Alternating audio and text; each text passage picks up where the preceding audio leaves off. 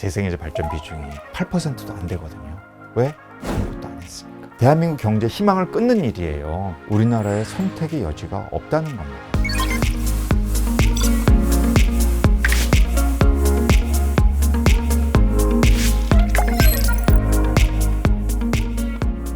안녕하세요. 서울대학교 환경대학원에서 환경기후 에너지경제학과 또 지속가능 정책을 가르치고 있는 홍종호라고 합니다. 아무래도 이제 과거에 비해서는 경제활동을 인간이 많이 하면서 그에 따른 부작용이 자꾸만 생기게 된 거예요. 자원을 우리가 많이 채취해서 고갈의 문제가 생기지는 않는지, 대량 생산, 대량 소비 뭐 이런 게 되면서 자꾸만 환경이 훨씬 더 큰 규모로 오염이 되는데 이게 또 우리한테 굉장한 불편함을 가져다 준다. 예를 들어 1950년대에 있었던 런던 스모그 사건이라든지 이런 것들은 극심한 대기오염으로 수천 명의 사망자가 도시 내에서 발생하고, 최근에 이제 인류가 당면한 가장 큰 문제인 기후변화. 이제는 경제활동의 방식을 좀 달리 해야겠다. 좀 집중적으로 연구할 필요가 있겠다. 이제 이런 문제의식이 생기게 된 거죠. 그러면서 이제 경제학 중에서 환경경제학이라는 분야가 태동되고 점점 분야가 커져 왔다.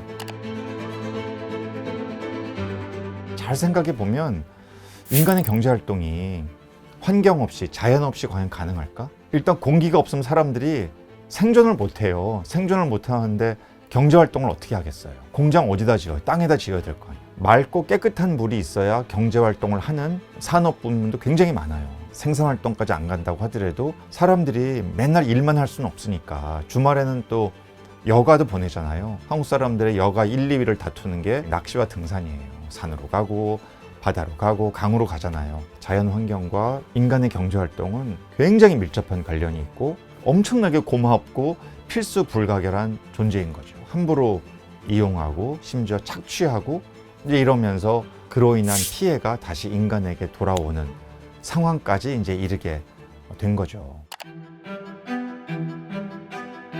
탄소는 글로벌 오염물질이라 내가 배출하건 남이 배출하건 똑같아요. 미치는 피해는. 그래서 이 문제가 복잡하기도 하고 심각한 거예요. 원료의 추출부터 운반, 공정, 생산, 유통, 소비, 폐기물 처리, 재활용, 이 모든 과정에 걸쳐서 최대한 탄소 배출을 줄이자. 이런 것이 지금 글로벌하게 일어나고 있는 움직임이에요. 이런 걸 우리가 순환 경제라고 말하고, 국가적 차원에서도 유럽은 노력하고 있고, 미국도 그런 길로 들어서고 있고, 기업들도 이렇게 하고 있어요. 우리가 잘 아는 유럽의 덴마크, 오스트리아, 독일, 영국 이런 나라들은 재생에너지 그 비중이 굉장히 커지고 있는 나라거든요. 이런 나라들 한순간에 된 게 아닙니다. 뭐 모든 여건이 좋아서 그렇지 않아요. 32년 전 1990년 독일의 재생에너지 발전 비중은 딱 4%였습니다. 대한민국 1990년에 재생에너지 발전 비중이 수력의 비중이 당시에는 있었기 때문에 6%였어요. 오히려 대한민국이 더 높았어요. 근데 대한민국은 1990년에서 2009년 정확히 19년 만에 재생에너지 발전 비중이 단 1%로 떨어진 나라입니다. 왜? 아무것도 안 했으니까. 지금은 OECD 38개국 중 자랑스러운 꼴찌지만 재생에너지 발전 비중이 8%도 안 되거든요. 이런 나라는 없어요. 가까운 일본도 20%고 중국도 30%입니다. 한국만 최하위에 머물러 있어요. 독일은 4%에서 계속 노력해가지고 50%를 앞두고 있는 나라가 된 거죠. 독일 우리보다 훨씬 위도가 높아서 엄청 춥고 태양의 일사량도 우리보다 훨씬 적어요. 그래도 열심히 해요. 재생에너지 발전 비중을 늘리려고. 많이 소비를 해야 규모의 경제도 생기고 많이 공급이 돼야 단가도 떨어지게 돼 있어요. 그런 노력을 독일 국민들은 끊임없이 한 거예요. 그러니 이제 30년 만에 전 세계적으로 에너지 전환 가장 성공한 나라 중에 한 큰 나라가 된 거죠.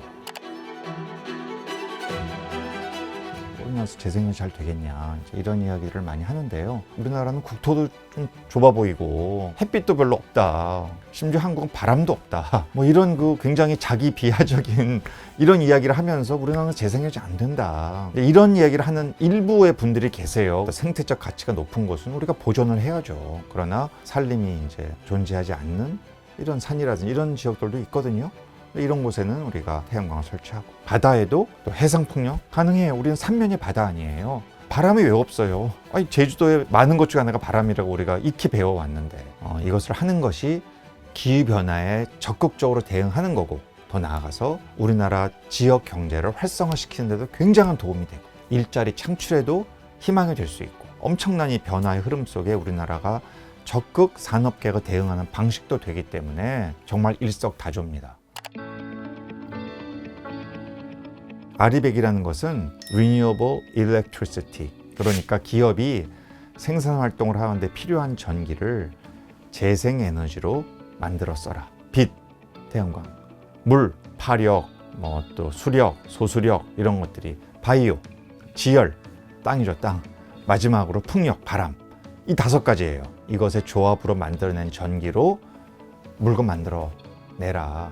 2014년도에 시작됐거든요. 전 세계를 이끄는 글로벌 기업들이 너도나도 가입을 하는 거예요. 대표적으로 우리가 잘 알고 있는 전 세계 시가총액 세계 1위인 애플 같은 회사에 가입돼 있는 거예요. 그래서 뭘 하냐 하면 스스로 자체 내에서 사용하는 전기를 재생에너지로 쓰고, 또 밖에서 송전선을 통해 가져오는 전기도 재생에너지를 하고, 놀랍게도 원래 2050년까지 하면 되는데 애플은 2018년도에 달성했어요. 거기서 그치는 게 아니에요. 그 다음에 어떻게 하겠어요? 우리가 너희 물건을 사주지 않냐? 너희 회사도 아리백을 해라. 애초에 아리백 캠페인은 너희 회사 잘해라 라는 거로 시작됐는데, 잘 생각해 보면 애플이 아무리 아리백을 해도 다른 기업이 계속 탄소 배출을 하면 전 세계 탄소 배출은 줄어들지 않을 거거든요. 그러니까 애플은 자신의 영향력 하에서 탄소를 줄일 수 있는 모든 가용한 노력을 다 활용하겠다는 거죠. 한국의 여러 기업들이 애플과 거래를 하죠. 무시할 수 없는 정도가 아니고 잘못하면 시장을 뺏기게 되는 거예요. 이것이 환경 문제에 그치는 게 아니라 경제 문제가 되는 거예요. 우리나라 산업계가 여기에 적응하지 않으면 우리나라처럼 수출 비중이 높은 나라에서 물건을 못 팔면 그 기업의 경쟁력이 떨어진다는 거고, 그러면은 그 회사에서 일하기 힘들다는 거고, 그럼 우리의 다음 세대는 일자리가 없어진다는 거고, 엄청나게 큰 부정적인 파급력이 여기서 시작이 되는 거죠. 탄소 배출 없는 나라에서 하루에 전기 4시간만 사용하기, 탄소 배출 많이 생산하는 나라에서 전기 마음껏 24시간 사용. 그게 답이 저로서는 일본이겠죠. 저를 향한 조롱 섞인 얘기를 듣는 건 뭐냐면, 그래 자전거 타고 다녀, 산속에 들어가 살아, 이런 얘기하는, 저는 그런 사람 아니거든요. 날씨가 좀 따뜻하길 바랄 뿐이에요. 많이 추운 나라인데 4시간 쓰면 너무 힘들 것 같긴 해요. 깨끗한 지구에서 1년만 살기, 오염된 지구에서 100년 살기. 화끈하게 짧게 살겠습니다. 1년. 전 딸도 둘이 있는데 자기가 이제 자꾸만 나이가 들어가니까 이 다음 세대에 대한 책임감 자꾸만 생겨요. 늙었나 봐요 이제 진짜로. 100년 동안 오염돼 있는 걸, 그러면 이제 그 다음 세대 자꾸만 생겨날 텐데 너무 마음이 너무 괴롭다는 생각이 들어요. 하나의 기술에 투자한다면 지구의 온실가스를 모두 흡수하는 기술, 산업혁명 이전의 지구 환경으로 돌려주는 기술. 우와, 엄청 좋은 질문이네요. 저는 1번 택하겠어요. 저는 사회과학자이기 때문에 가던 길 가지, 막 돌아간다 이런 거, 그런 거 용납 안 하더라고요 사람이. 지금 만약에 탄소 흡수를 100% 할 수 있는 기술이 있다면 그걸 택하겠습니다. 우리가 지금 전 세계적으로 엄청난 에너지 위기 상황에 있지 않습니까? 러시아에서 시작된 이 우크라이나 전쟁이 엄청나게 전 세계적인 혼란을 가져오고 있어요. 대한민국이 거기에서 자유롭다? 어떻게 자유로울 수가 있겠어요? 우리는 화석 연료를 100% 수입하는 나라인데, 우리 국민들이 이걸 철저하게 인식하셔야 돼요.